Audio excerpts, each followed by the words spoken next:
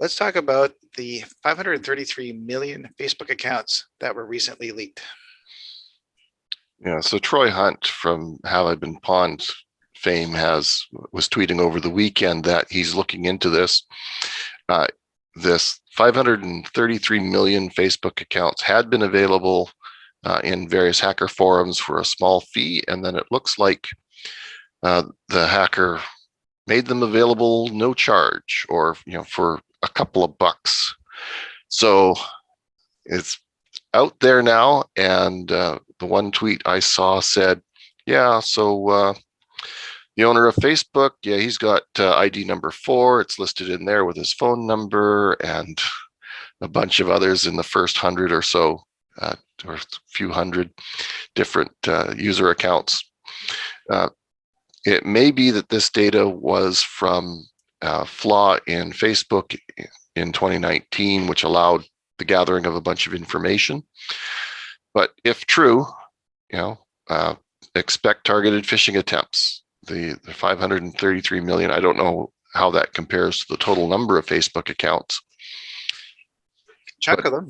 A very good chunk of them. And the information seems to be, if we look through what Troy posted, cell phone number or phone number used in creating the account, your email address, your first name, your last name, your gender, when you registered, your birthday, your location, your hometown, your relationship status, your education from the last year, your work, your groups, your pages, and when your account was last updated.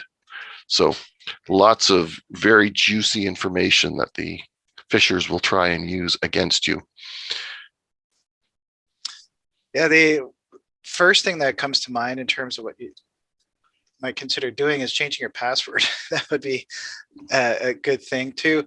Is interesting that it included your phone number. So if that most likely means it's your cell phone number, so pay attention to texts that you receive, especially if you have an iPhone. I was recently watching something about hacking iPhones, and I've seen them too, is where you get an unexpected text.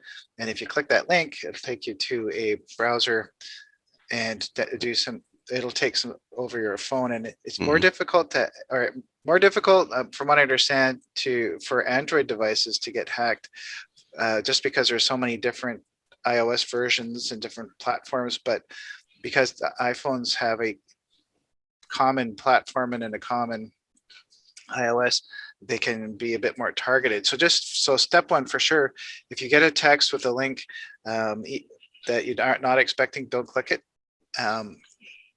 Ones that I've seen lately are links to different named shippers saying that they've got I need to check a customs link status or a shipping update.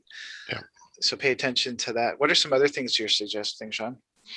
Well, the other thing that the cell phone number could be used for is two-factor authentication. Right. So you sign in, it sends a text message to you, hey, we sent you a code, please send us the code back so we know that it's you, we're verifying your account.